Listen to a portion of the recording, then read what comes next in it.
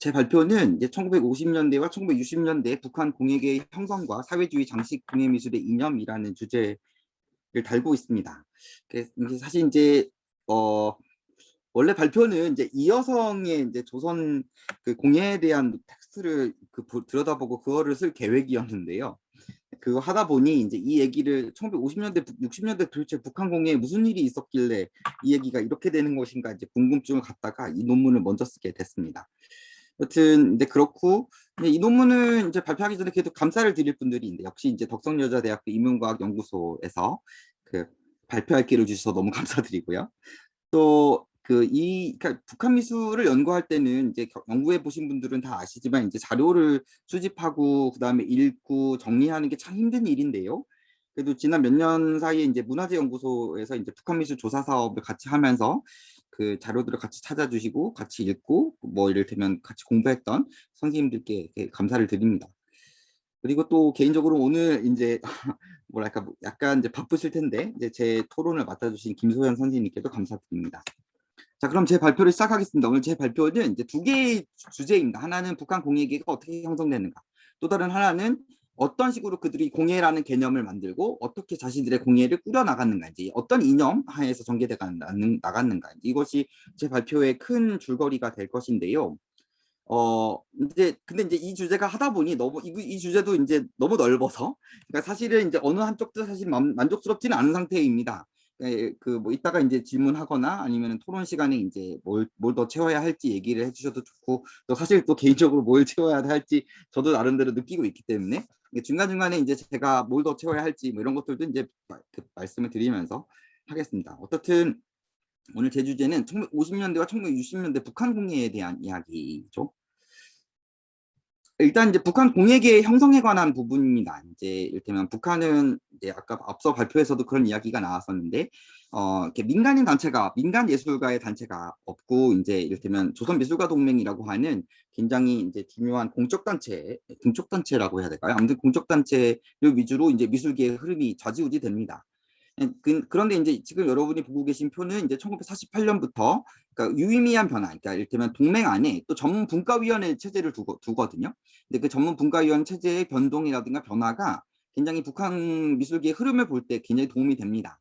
근데 지금 먼저 보시면 1948년에 보시면 회화, 조각, 공예, 무대미술 분과가 이렇게 있었는데요. 오늘의 관심사는 게 공예이기 때문에 공예에만 초점을 두고 얘기하면 이때 이제 위원장이 장진광입니다. 이제 장진광이라고 하는 사람은 이제 그 일제강점기 때 중국에서 활동하던 사람인데요. 약간 뭐 정치가이기도 하면서 만화라든가 잡지 편집 이런 데 관심이 되게 많았어요. 이제 이런 사람이 이제 공예분과 위원장이었다는 거는 이제 그만큼 뭐랄까 실제로 우리가 알고 있는 의미에서의 공예 파트에서 인적 인재들이 좀 부족했고 또 사실 이제 장진광이 당시 위세가 대단했던 사람이기도 하니까요. 이 사람은 나중에 58년에 이제 종파투쟁 과정에서 숙청됩니다.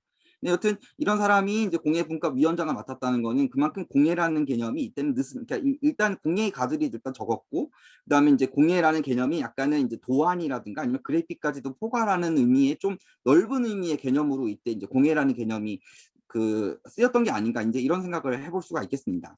1949년에서 이제 54년에 이제 분과 변화에 있어서는 조각 공예 분과라는 체제로 유지가 됐습니다. 이때는 이제 북한에 이제 뭐라 해야 될까 조각 분야의 이제 미술가들도 적었고 공예 분과의 인재들도 적었기 때문에 두 단체가 통합된 것이라고 볼 수도 있고 또 아니면 이제 조각과 공예가 어느 정도는 예를 들면 특히 이제 재료의 문제에 있어서 조각과 공예가 또 통하는 부분도 있었기 때문에 두 개의 장르가 조각과 공예가 조각 공예 분과라는 이름으로 같이 동거하던 시절이 있습니다. 그것이 이제 54년 뭐 변화 때도 변함없이 유지가 됐고요.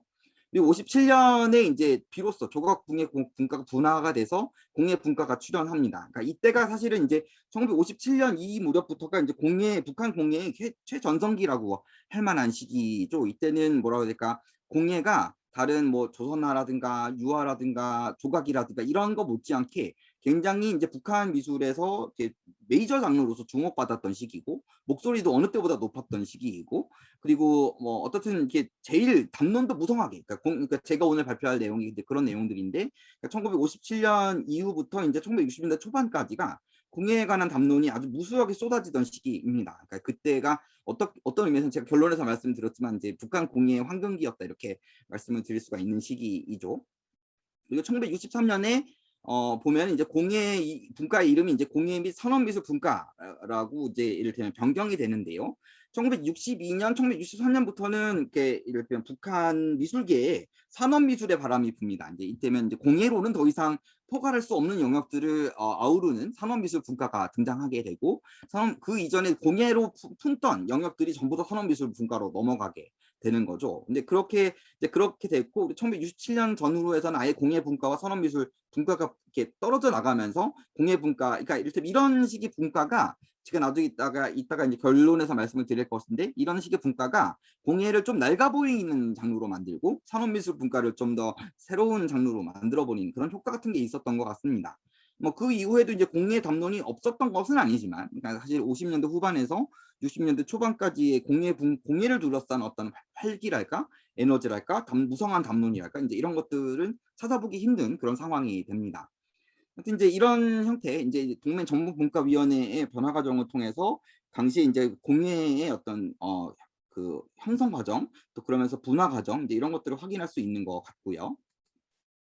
그다음에 이제 여기서부터는 이제 원고에 해당이 되는 부분인데요. 이제 뭐 이렇게 그 가급적 빨리 읽어나가는 식으로 발표를 진행하겠습니다. 1947년에 개최된 제1회 전국예술축전 당시에 불과 수명의 작가로서 내 4, 5점의 작품을 지련하는 수준에 그쳤던 북한 공예의 규모가 정말 그 공예가들이 되게 숫자가 적었던 거죠. 1959년 무렵에는 100명에 가까운 맹원들과 이에 망라된 수천 명의 서클원들의 굳건한 대열로 성장했습니다. 네, 강정님의 발언이죠. 미술대학의 후진 양성이 이러한 성장을 뒷받침했을 것입니다. 1949년 3월 1일 신설된 국립미술학교, 평양미술대학 전신이죠. 여기 처음에는 회화, 조각, 도학의 세 학부를 뒀는데 1952년 10월에 평양미술대학으로 확대 개편한 후에는 회화학부, 이제 회화학부는 당시에 이제 유채학과 동양학과로 나눠져 있었습니다. 이때만 해도 이제 북한에서 조선화라는 말보다는 동양화라는 말을 훨씬 더 많이 쓰던 시절이죠. 그리고 이때 도안학부, 그다음에 조각 및 공예학부를 두고 그 아래 산하에 이제 조각가랑 공예과를 두는 그런 시스템을 두고 공예가 양성을 지원을 했습니다. 그 1950년대와 60년대 창작, 이론, 교육 분야에서 북한 공예의 성장을 주도한 주요의 작가들 이름들입니다. 그러니까 여러분들이 1950년대 후반에서 60년대 초 중반까지 이르는 시기에 북한 공예와 관련된 것들을 읽으면 항상 나오는 이름들입니다. 이 이름들이요. 김성택, 이철훈, 박종선, 유태균, 박순구, 우치선, 뭐 이원인, 곽흑모, 최시혁, 강정님, 뭐 인사준, 그 뒤에 이제 박길범, 박상동, 뭐 장덕한에 이르기까지요. 이제 이런 그 사람들이 있고요. 근데 이런 사람들은 어디서 나온 사람들이냐, 어떤 분들이냐, 이제 이런 얘기를 들여다볼 수 있는 건데요. 일단 지금 여러분들이 보고 계신 거는 이제 영문으로 발행된 당시 북한을 세계에 선전하는 그런 화보집에 실려 있는 북한 공예가들의 모습입니다. 그러니까 왼쪽의 모습은 이제 김성택이고요.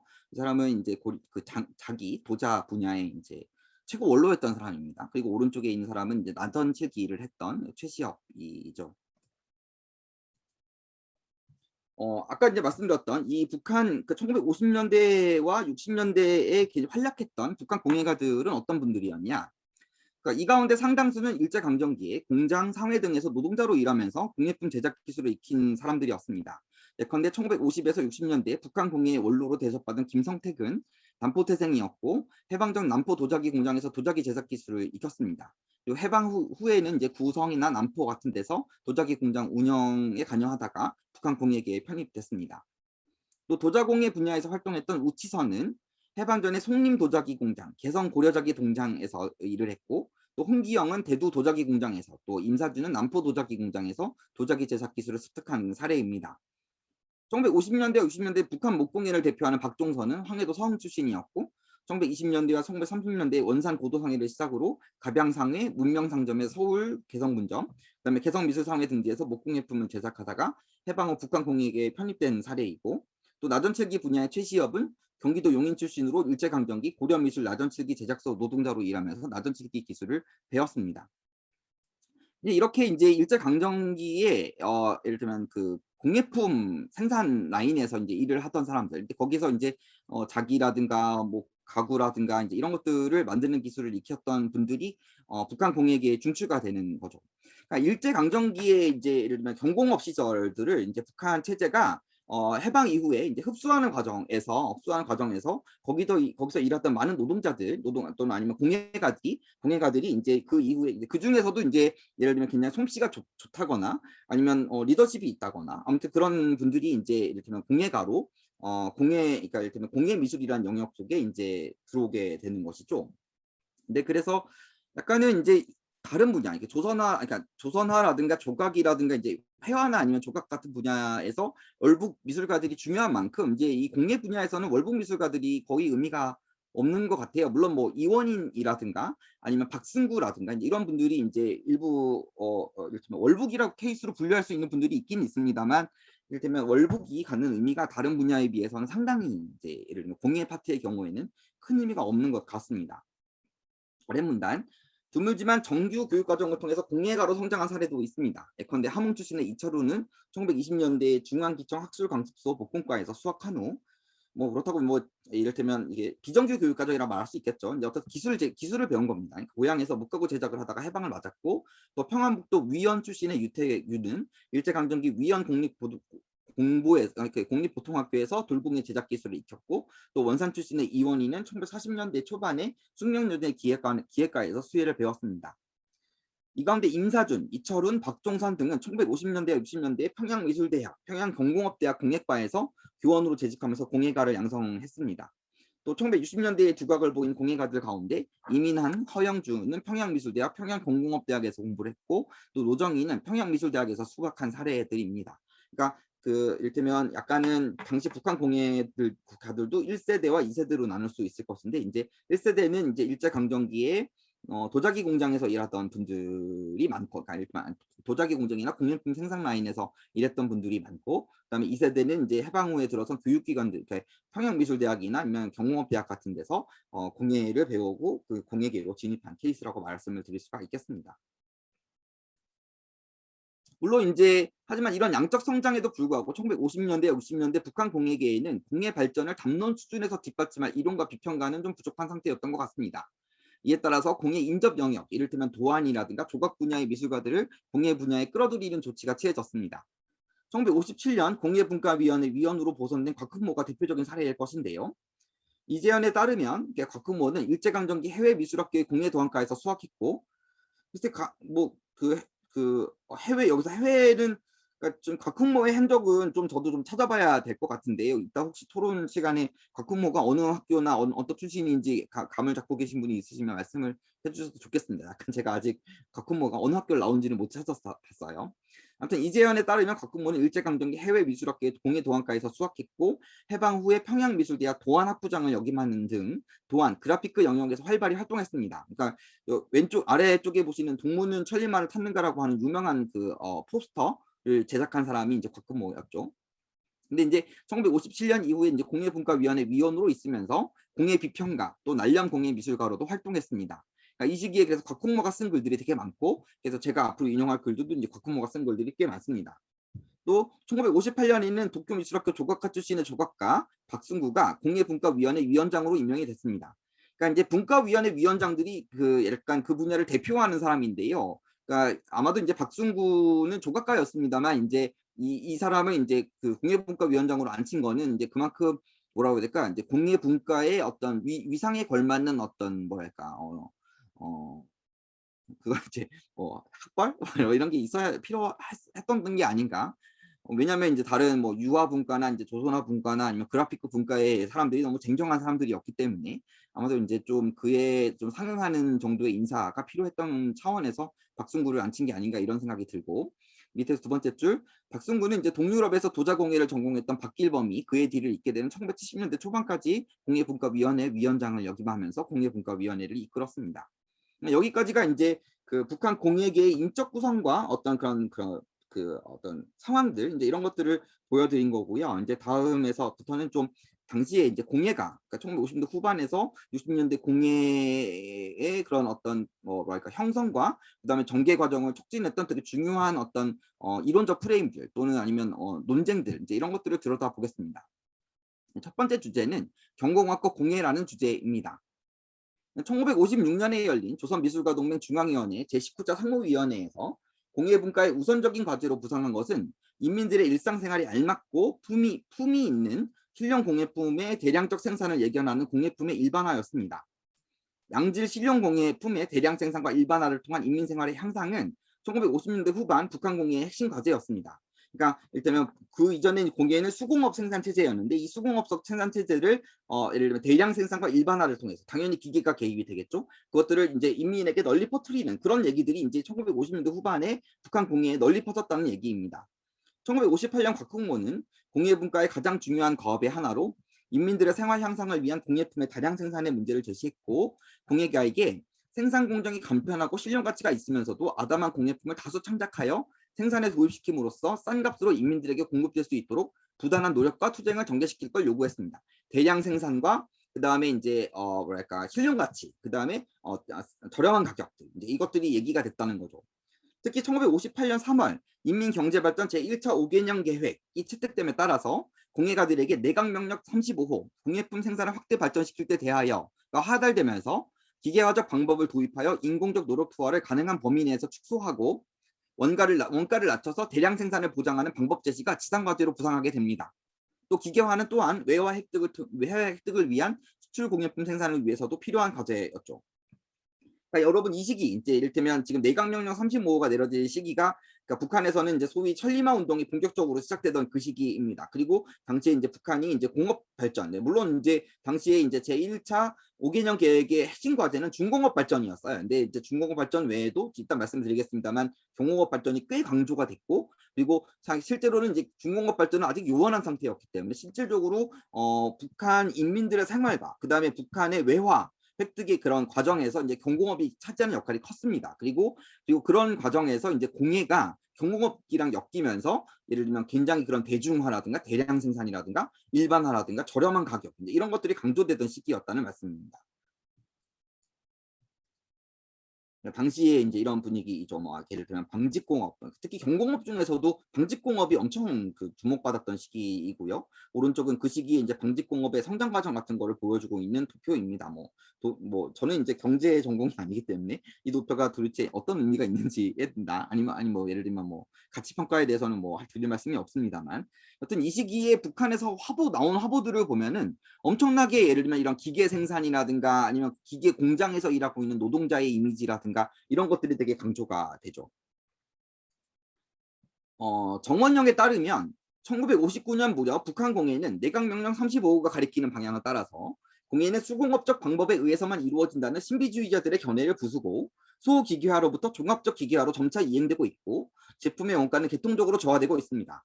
그러니까 공예와 기술을, 그러니까 예술과 공예를 손으로 만드는 수공업적 생산 방법에서 이렇게 떼어내서 그것들 적극적으로 기계화함으로써 예를 들면 어떤 뭐 미의 대중화 또는 인민 생활의 향상 이제 이런 거에 이바지하는 그런 과정이었다는 얘기입니다.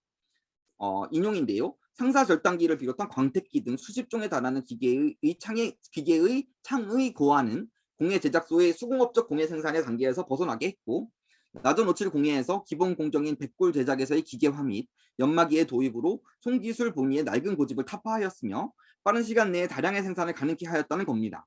이런 관점에서 정원형은 공예품 생산에 기계화를 도입할 대신에 수공업적 낡은 방법을 완고하게 고집하면서 우리 역사상에 있어 보지 못한 것을 우리가 어떻게 해결할 것인가 등 기술의 신비성을 주장하는 일부 공예가들을 비판했습니다. 이때 이제 당연히 저항이 있었겠죠. 예를 들면 손으로 만드는 그런 것들의 가치를 얘기하는 사람들은 이제 낡은 세계의 가치 사람들로 비판이 됐다는 얘기입니다. 그리고 마찬가지 이유에서 이른바 이제 예를 들면 조선미술 전람회 때부터 있었던 어떤 일품공예, 이른바 일품공예는 다품공예가 아니라 일품공예죠. 그 작가의 유미적 또 엽기적 기교본위에 흐른 수공업적 제작품만을 공예품으로 인식하던 그런 경향이고 그건 시대착오적인 경향이라고 비판됐다는 거죠. 공예가들이 적극적으로 기술을 받아들이고 그리고 자기 작업을 개인화하는 게 아니라 일반화하는 그런 경향들에 대한 요구, 강조 이제 이런 것들이 1958년, 59년, 60년 이 사이에 공예가들에게 굉장히 강조가 됐다 이 말씀입니다. 네. 또 기계화를 가적 공법을 도입한 공예품의 대량 생산은 계측화와 일반 모델을 요구하기 마련이죠. 1959년 발행된 공예작도는 공예가 박상동이 공예작도의 명확성, 제작 기술의 부단한 향상과 공예 제작 공정의 계통적 연구를 위해서 집필한 저작인데요. 제도기구와 재료, 제도 규정 및 평면 도형, 또 공간동의 작도와 투시법 등을 굉장히 지금 아래에 보시는 것 같은 굉장히 뭐 수치와 기하학적 도형과 작도의 방법들을 나열하는 방식으로 채워져 있는 책입니다. 그러니까 예를 들면 그러니까 예를 들면 제가 처음에 공예 책 있네 이러면서 들여다봤을 때 기대했던 거랑은 좀 엄청나게 다른 내용이 나와서 좀 당황했던 기억이 있습니다. 1950년대 후반 이후 공해의 기계화 및 일반화에 대한 요구는 제1차 5개년 계획이 추구한 경공업 발전과 긴밀하게 연결되어 있었습니다. 아까 말씀드렸던 대로요. 최근에 이제 이창희 선생은 북한 제1차 5개년 계획이 내세운 중공업 우선 성장과 경공업, 농업 동시 발전 전략을 중공업을 우선하면서도 경공업과 농업을 보완적으로 성장시키는 발전 전략으로 보는 견해를 제시한 적이 있습니다. 그분에 따르면 북한 당국은 중공업 우선 발전 전략을 효과적으로 전개하기 위해서 중공업 위주의 중앙공업에 주력 투자하고 지방 당국이 분권적 차원에서 경공업 위주의 지방공업을 육성해서 스스로 인민 생활을 향상시키는 동시에 자금 문제를 해결하고자 했다는 거죠. 이제 예를 들면 경공업은 그래도 훨씬 빨리 성장시킬 수 있고 상대적으로 빨리 돈을 벌 수가 있기 때문에 그거를 바탕으로 예를 들면 중공업 발전을 촉진시키고 했다 이렇게 하는 거죠. 사실 이 시기에는 이제 전후 복구 과정인데요. 그러니까 전후 복구 과정에서 소련이나 아니면 동구권에서 들어오는 이제 그 일종의 자금 이제 이런 것들이 이제 북한이 어떤 대내외 정책을 어떻게 처하느냐에 따라서 늘어났다가 줄어들었다 하는 그런 경향들에 또 영향받고 그런 과정에서 이제 예를 들면 공공업과 공예를 이렇게 타이트하게 묶는 이제 그런 작업이 진행이 됐던 것 같습니다. 아래 문단 실제로 1960년 당시 공예분과 소속 맹원들은 두세 명을 제외하면 절대적 인원들이 경공업위원회 산하 생산 직장들에 망라되어 그 기업소의 방대한 생산 계획을 수행하면서 자기 창작을 보장해야 하는 처지에 있었습니다. 그러니까 일종의 당장 너무 이제 경공업을 육성시키다 보니 그러니까 공예 미술가로 그러니까 조선미술가 동맹 그러니까 조선미술가 동맹 맹원들이면서 엄연히 미술가들이죠. 이제 이 미술가들을 실제로 생산 라인에 노동자로 투입시켜 놓으면서 하면서 이제 그분들이 이제 예를 들면 생산 라인에서 공예품을 만들고 그리고 밤에 이제 자기 걸 만들어서 뭐 예를 들면 그 국가미술 전람회에 뭐 내놓는다든가 공예분과 전람회에 내놓는다든가 이제 이런 식으로 전시를 운영하고 이제 이런 형식이었던 거죠. 이에 따라서 조선미술가 동맹 공예분과의 활동은 경공업위원회 및 공예품 생산 기업소들과 유기적 연계를 강화하는 전략을 취해야 했습니다. 되게 뭐라고 해야 될까 이제 맹원들이 전부 다 거기서 일하고 있으니까 거기 눈치를 봐야 되고 뭐 이제 이런 상황들이었던 것 같고 그리고 이제 아무래도 이제 이를테면 이런 거 있지 않습니까? 생산 라인을 빠르게 돌리는 게 우선이지 아름다운 공예나 가치 있는 공예를 만드는 거는 좀 약간 뒷전에 밀려 있었기 때문에 약간은 근데 그런 거에 대해서 당시 공예 분과에서 예를 들면 그 공예 담론을 주도했던 사람들이 어떤 난감함 또는 아니면 뭐랄까 당혹감 이제 이런 것도 당시에 텍스트에서 볼 수가 있습니다. 진짜 58년, 59년 사이에는 너무 엄청난 그런 분위기들이 막 조성이 됐던 거죠.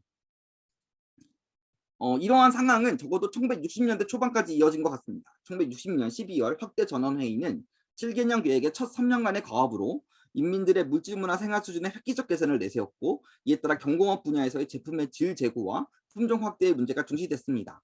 이와 맞물려 공예 분야에서도 더 좋고 더 아름다운 인민 소비품을 생산하여 인민들의 물질 문화 생활을 더 풍족하고 윤택하게 만드는 일이 최우선의 과제로 중시됐죠.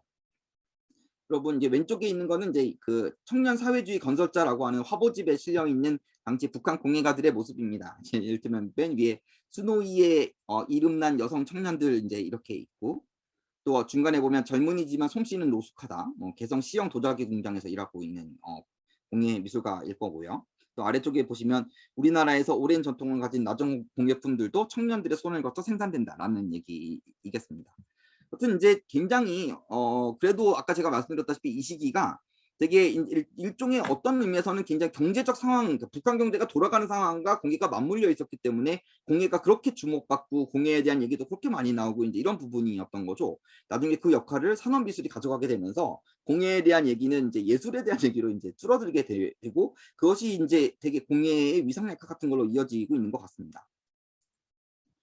인민들의 물질문화 생활 수준의 획기적 개선과 관련해서 1950년대와 60년대 북한 공예 담론 상당수는 공예 발전을 지방문화의 발전과 등기시키고 있었습니다. 그런데 이 여성은 57년 전국미술전람회에 출품된 공예 작품들이 대부분 경공업성 공예제작소 성원들의 작품이고 지방국회가 극히 희소하다는 사실을 문제 삼으면서 이것은 공예가 생활과 긴밀히 결부되어 있지 못한 결과라고 주장하면서 속히 지방공예가 환기되어 몇몇 공예 전문가의 고립된 공예가 아니라 대중적인 인민적인 공예로서 공예가 깊이 생활 속에 뿌리를 박아야 되겠다라고 주장을 했던 겁니다. 또 곽훈모도 뭐 비슷한 얘기를 얘기했죠.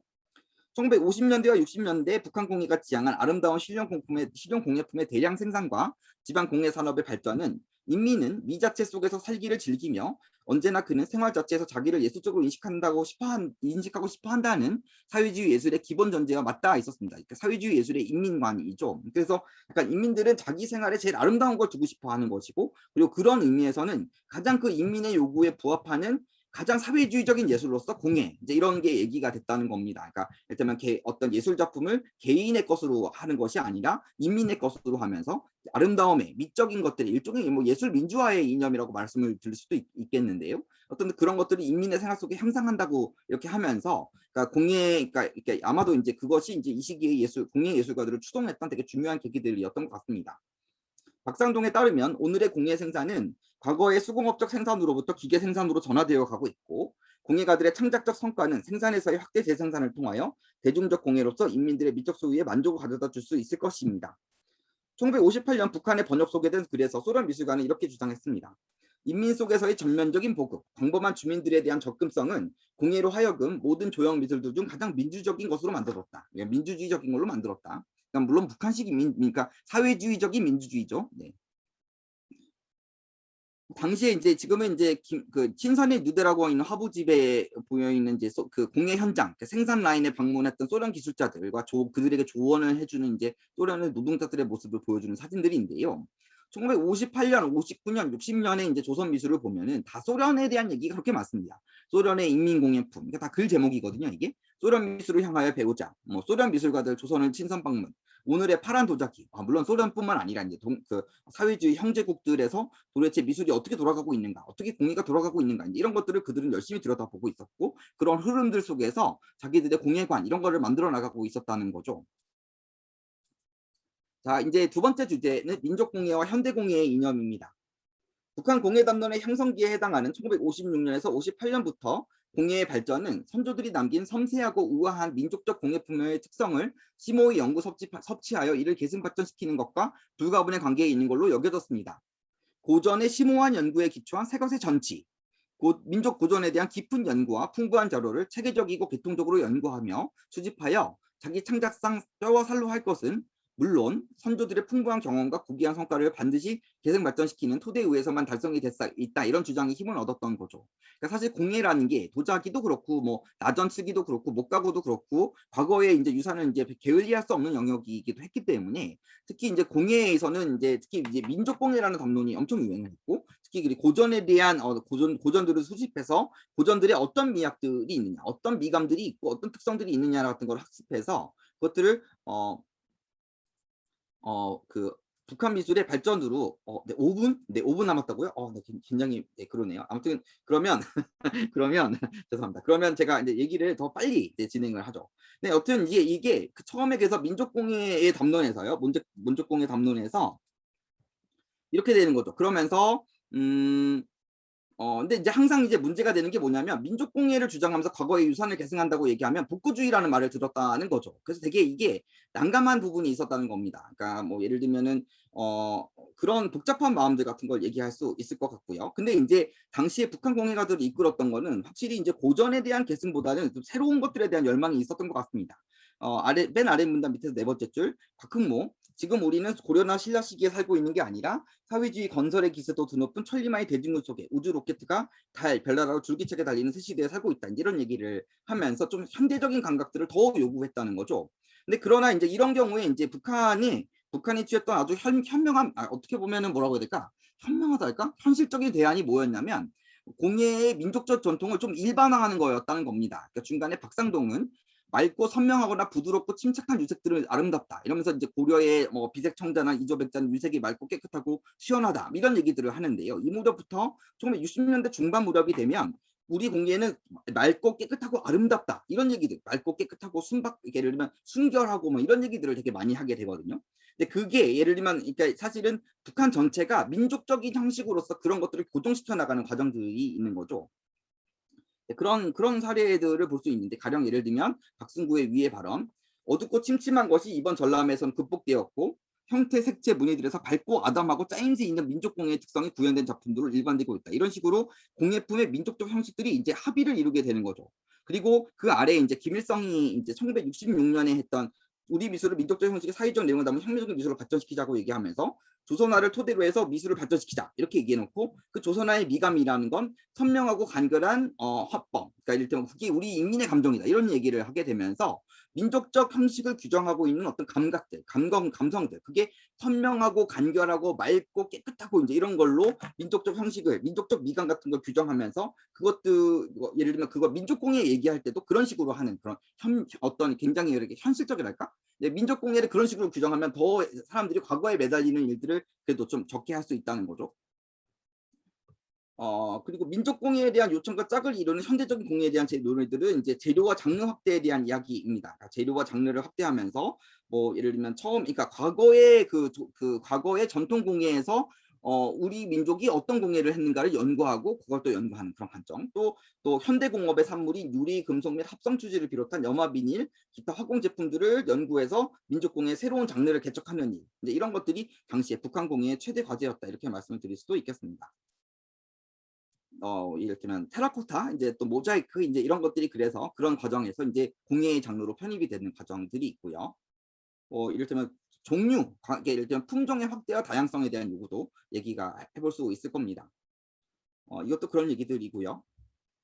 공예에서의 사실주의와 장시성, 이제 사실 이게 핵심 주제인 건데 제가 5분만 더 하면 안 될까요, 선생님? 네, 하십시오. 네, 죄송합니다. 네. 5분이고 이제 공예에서의 사실주의와 장시성에 대한 이야기인데요. 1958년, 그러니까 이를테면 이런 거 있지 않습니까? 북한에서는 최고의 예술의 가치가 사회주의, 그러니까 사회주의 리얼리즘이에요. 그렇기 때문에 예를 들면 공예도 미술인 이상은 사회주의 리얼리즘이어야 되고 리얼리즘을 주장할 수 있어야 되는 거죠. 그런데 이걸 두고서 이제 당시에 북한 미술가 공예가들이 굉장히 흥미로운 논의를 제기했습니다.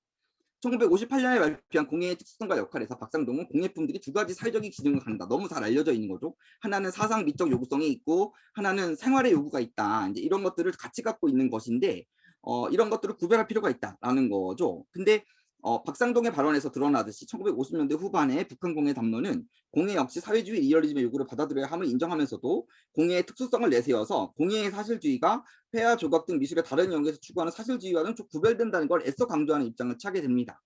그렇게 공예에서의 사실주의를 문제 삼은 논자들이 특히 주목한 게 공예의 장식성 또는 문양의 해석 문제였던 거죠. 근데 그게 이제 이를테면 북한 공예가 추구했던 사실주의랑 통한다는 겁니다.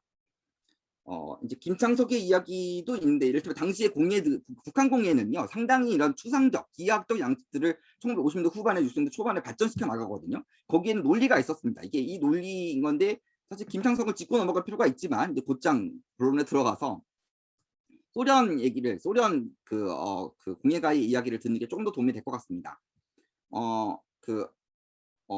그럴 때 김창석 첫 번째 문장, 김창석에 따르면 공예에서는 기하학적인 추상적 문양과 함께 일정한 슈제 특성을 지닌 문양이 동시에 발전되어 왔는데 양자를 모두 사실주의적인 걸로 인정할 필요가 있다는 거죠. 회화나 조각에서의 사실주의와 공예에서의 사실주의는 동일한 개념이 아니고 이러한 견지에서 그는 기하학적인 추상적 문양을 비사실적인 걸로 간주하고 공예의 영역에서 추출하려는 시도들을 무의미한 장구대라고 불렀습니다. 다소 급진적이라고 할 만한 김창석의 주장은 당대 소련 공예 및 장식미술 담론의 사실주의 이해랑 맞닿아 있었는데요. 이제 이를테면 이런 거 있지 않습니까? 살티코프가 아래 독경주의라고 얘기한 게 뭐냐면은 사실주의를 협소하게 이해해서 공예에도 그 안에 우리가 사실적으로 알아볼 수 있는 것들을 그려야 한다. 뭐 이를테면 회화처럼 있어야 된다. 이렇게 생각하는 사람들이 있는데 그거는 사실주의를 너무나 협소하게 이해한 독경주의다. 예를 들면 사실주의를 무슨 경전 읽듯이 이해하고 있는 그런 태도다라고 비판하고 있는 거죠. 살티코프가 보기에 기하학적인 장식을 비무체적으로 보는 독경주의자들의 견해는 틀렸습니다. 기하학적인 모양이나 혹은 그의 요소들이 어떠한 물체의 유기적 부분으로서 존재하고 그 물체 속에서 자기의 의의를 가지며 그것 없이는 자기의 본질을 상실하는 만치 장식에서의 비물체성은 있을 수가 없다는 거죠. 그러니까 예를 들면 이런 거 있지 않습니까? 예를 들면 예를 들면 도자기의 외형이 있는데 그 외형은 굉장히 생활의 필요에 의해서 만들어진 거죠. 공예가들이 단연간의 관찰이라든가 단연간의 경험을 통해서 사람들의 삶에 가장 필요한 형태들을 만들어내고 그리고 새로운 사회적 요구에 따라서 그런 형태들을 만들어낸 것이라는 거죠. 그리고 그런 윤곽들을 그 안에 들어가 있는 장식들이 굉장히 강조해야 하고 그리고 부각시키면서 그 윤곽의 의미를 예를 들면 되돌리는 그러니까 이를테면 그런 뉘앙스를 갖고 있다는 겁니다. 아래 문단 공예에서의 사실주의적 진실성은 우선 예술작품이 자기 외형으로서 자기의 사명과 자기의 제작 기술에 대하여 명백하게 말해주어야 하고 또 형식과 재료에 의해서 자기 자신으로 되어야 하며 그 어떤 다른 물건의 흉내도 내지 말아야 하고 자기에게 고유하지 않은 형식과 외양을 본뜨지 않을 걸 요구한다는 거죠. 그래서 이 시기에 북한 공예 담론을 보면 외형과 그 안에 들어가 있는 장식 패턴의 어떤 상호작용이라든가 일치라든가 이런 게 굉장히 강조가 되는 거죠. 거의 이제 추상미술 담론이랑 되게 비슷합니다. 이 시기에 이제 현대미술에서 추상미술 담론을 북한의 공예 담론에서 보는 건 아주 신기하고 재미있는 경험이었는데요. 밑에 세 번째 줄 기술적 가능성과 물건과 장식 사이의 긴밀한 연결을 맺는 필연성과의 상응한 조건에서 제1차적 플랑과 리듬에서 아름답고 선명한 표현적인 윤곽들과 호상조화된 외형들은 특별한 의미를 지니게 된다는 게 이제 소련 공예가들의 가르침이었다. 이렇게 말씀을 드릴 수가 있고 그것이 이제 북한 미술 담론에서 되게 중요하다는 겁니다. 그래서 이제 이런 맨 아래 문단 이제 선우담의 발언인데요. 아름답지도 않고 심지어는 안정감조차 없는 기이한 형태로 된 예도 많다. 가공하는 장식 무늬도 모체의 형태와 어울리지 않게 되는 예가 많다. 고려 그릇의 형태 구성에서는 흐름에 극히 아름다운 율동이 있고 거기에 장식한 무늬의 구성과 선의 흐름, 색조의 배합이 모두 한 개의 우수한 예술로 통일되어 있다. 이런 얘기를 하면서 이것이 굉장히 예를 들면 우리가 요구하는 사실주의 공예의 사례이다. 이제 이런 식의 주장들이 북한 공예에 있다는 거죠. 물론 이제 아까 말씀드렸다시피 이제 북한의 산업공예가 60년대 후반에 등장하게 되면서 그때 강조가 됐던 게 공예성, 회화성 이제 이런 게 강조가 되면서 이 상황이 역전이 됩니다. 그리고 아까 말씀드렸다시피 기계화, 산업화 이런 것들을 다 산업미술이 가져가게 되면서 이렇게 맨 아래 분단만 보고 이제 얘기를 끝내죠. 네, 이렇게 네.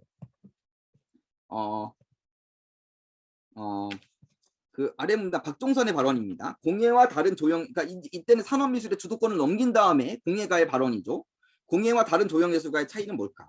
우선 산업미술과의 차이를 보면 산업미술은 산업이 발전되고 기계와 자동화로 다량 생산이 요구됨에 따라 종래의 수공업적인 공예의 행태만으로는 이를 담당할 수 없는 데서 분리된 새로운 형태의 조형예술이다. 또 그렇기 때문에 이제 산업미술에 그걸 놀려주게 되면 공예는 어디까지나 수공업적인 예술로 되게 다시 회귀하는 거죠. 공예는 구상에서부터 작품 완성에 이르기까지 공예가 자신이 직접 수행함을 원칙으로 한다. 또 공예가는 공예가의 각이하고 특징적인 기교 솜씨가 개성이 반영되어 실용 예술성과 감상적 가치를 막 강조하게 되는 그런 시대가 오게 된다는 겁니다. 근데 그러면서 실용성을 넘어서 박종선의 발언인데요. 그를 정신 심리적으로 끌고 전진하는 것은 다름 아닌 공예의 예술성, 공예성 담론입니다. 이게 1963년 이후에는 북한 공예 담론을 주도하는 핵심 이슈가 공예성, 또 예술성 이제 이렇게 되는 거죠. 네, 그러면서 근데 그렇게 되면 공예의 그러지 이제 공예의 회화 같음, 또 조각 같음 이제 이런 게 강조가 되게 됩니다. 이제 그러면서 뭐랄까 예전에는 그래서 앞에 얘기는 그 자수 이야기였는데요. 북한 공예가들이 자수를 막 칭찬하면서도 자수를 사실 좀 터부시했거든요. 왜냐하면 자수 안에는 예를 들면 그런 회화 같은 이미지들이 있지 않습니까? 근데 그렇기 때문에 뭐랄까 불편한 감정들이 항상 있었어요. 근데 그런데 그렇기 때문에 50년대 후반, 60년대 초반에 자수를 다루는 그런 복합적인 그런 감정들이 있었는데요. 근데 그렇게 복합적인 감정을 다뤘던 그 자수가 오히려 60년대 중후반 이후로는 오히려 그 프레임이 공예 전반을 설명하는 툴로 다시 복귀하는 이제 그런 양상 같은 것이 이제 뭐랄까 이 시기 공예 담론의 흐름을 보는 이제 그런 축이 될 수 있을 것 같습니다.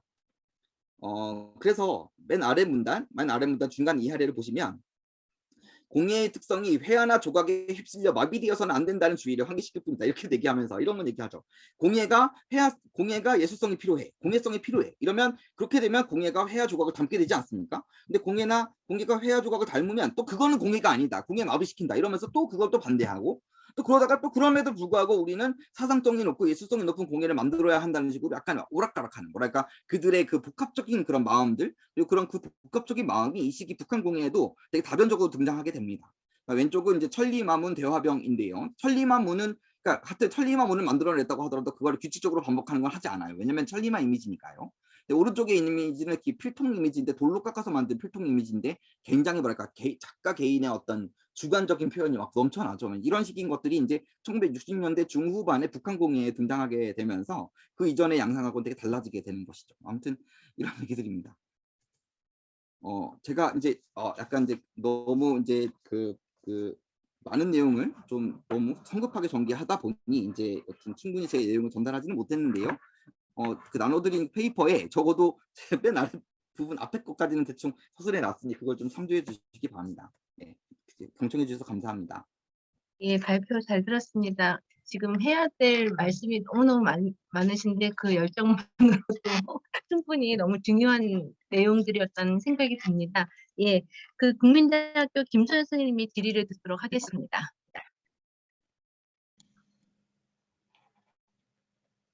네, 안녕하세요. 김소연입니다. 네, 요거 그냥 원고를 제가 빨리 읽도록 하겠습니다.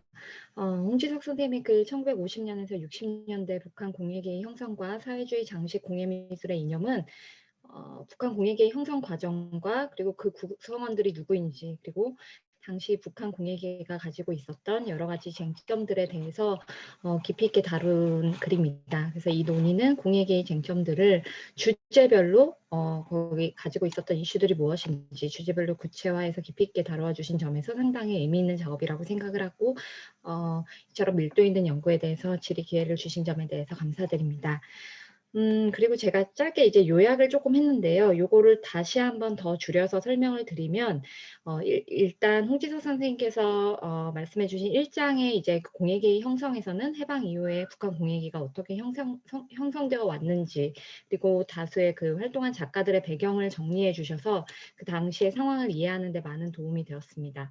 그리고 2장부터는 이제 굵직굵직한 주제들을 다루어 주셨는데, 경공업과 공예의 그 2장에서는 이제 인민들의 물질 문화의 수준을 개선하기 위한 여러 가지 목표와 방안들이 이제 제시가 되면서 예를 들면 기계화를 통한 대량 생산 그리고 품종 확대를 위한 여러 가지 노력들 그거에 대한 결과로서 중앙에서 이제 지방으로 이어지는 그런 확대와 그것에 대한 어떤 긍정적인 평가들 그런 것들을 잘 설명해 주시고 있습니다. 그리고 다음으로 3장부터 5장까지는 그 공예계가 지니고 있었던 여러 가지 쟁점들을 계속해서 말씀해 주시고 있는데 3장에서 이제 민족공예와 현대공예에서는 당시 공예계가 지닌 쟁점들, 즉 복고주의를 배격하면서 민족고전을 계승하는 어떻게 복고주의를 배격하면서 민족고전을 계승할 것인가 그래서 취할 것은 취하고 버릴 것은 버리고 하는 문제들 그리고 고전에서 어떤 것을 계승할 것인지에 대한 그런 담론과 현대적인 재료와 장르에 대한 관심들 그리고 그 재료를 함은 다양한 금속이나 비닐 등에 대한 관심들을 소개합니다. 그리고 4장에서 공예에서의 사실주의와 장식성에서는 아까 말씀하셨던 대로 회화나 조각에서와는 다른 어떤 공예 장르의 특수성을 이해해야 한다는 그 공예계의 담론을 설명하고 있는데 결국은 그 회화나 조각에서의 사실주의와 공예의 사실주의는 다르다는 거죠. 그래서 공예에서의 어떤 기하학적인 추상적인 문양은 비사실주의적인 것이 아닌 그것을 사실주의적인 것에 어떻게 포함시켜서 해석해야 하며 그것은 공예라는 장르의 특수성에서 비롯된다는 그런 주장들을 소개하고 있습니다. 그리고 마지막으로 5장에서는 이제 공예 미술이 미술로서의 지위를 확보하는 일, 그리고 공예 내에서 자수의 특수한 성격, 그리고 실용적인 성격을 가진 자수와 예술작품으로 기능하는 자수, 그것에 대한 어떤 양가적인 감정, 그 해석, 그런 것들에 대해서 이제 말씀해 주시고 있습니다. 그래서 저의 질문은, 그 글에서 소개된 리원인이 이제 자수에 대해서 얘기를 하면서 두 가지 형식이 있다고 얘기를 했는데요. 첫 번째는, 예술성과 실용성을 갖춘 형식, 1형식과 그리고 자립적인 미술 작품으로서 보는 형식이 있다고 하면서 1형식과 2형식이 있는데 2형식은 하나의 예술 작품으로서 회화 조각과 마찬가지로 자기가 갖는 어떤 예술 자료로서 우리가 보는 세계, 즉 자연과 인간, 그리고 뭐 인간에 의해 창조된 사물을 묘사해서 재현하는 것이라고 설명을 했는데요. 그렇다면 이것은 어떤 1형식과 2형식은 자수를 어떤 기능적인 특성에 따라 분류한 것이라고도 볼 수 있겠는데 만약 그렇다면 1형식의 자수가 어떤 것을 묘사하거나 재현한 성격을 지니고 있더라도 그것이 그 사물의 목적, 그러니까 기능에 따라 분류되기 때문에 1형식으로 분류되는 것인지 아니면 그 1형식과 2형식의 어떤 구체적인 예를 몇 가지 들어주실 수 있는지 궁금합니다. 그리고 두 번째로는 원고에서 공예의 기계화, 공업화가 유독 강조되던 1950년대 후반에 공예 지도의 주도권을 두고 미술가 동맹 공예 문과와 경공업위원회가, 그리고 공예 교육의 주도권을 두고는 평양미술대학과 평양경공업대학이 다툼을 벌였다고 하셨는데 어떠한 갈등이 있었는지 이 부분에 대해서 좀 더 보충 설명을 듣고 싶습니다. 그리고 마지막으로는 이제 산업미술이 이제 부각이 되면서 공예기가 아까 말씀하셨다시피 큰 변화를 겪게 되었는데, 그러한 시류 속에서 이제 공예계의 전반적인 움직임이 어떠했을지 궁금합니다. 가령 1967년 이전에 이제 공예 및 산업미술 문과에서 활동하면서 공예계에서 이제 활동하다가 67년부터는 이제 딱 갈리게 되면서 분리되게 되면서 안 되겠네요. 산업미술이 너무 뜨잖아 이러면서 산업미술 쪽으로 옮겨가서 활발히 활동하게 된 이유가 있었는지, 혹은 산업미술과 공예분과가 이렇게 분리된 이후에 공예계의 전반적인 상황이 어떠했는지, 위축된 그 공예계의 상황이 계속되었는지, 아니면 혹시라도 이렇게 다시 조금 뻗어나갈 반전의 어떤 기회들이 있었는지, 그런 것들이 궁금해서 이에 대해 더 여쭙고 싶습니다. 네, 질의 마무리하겠습니다.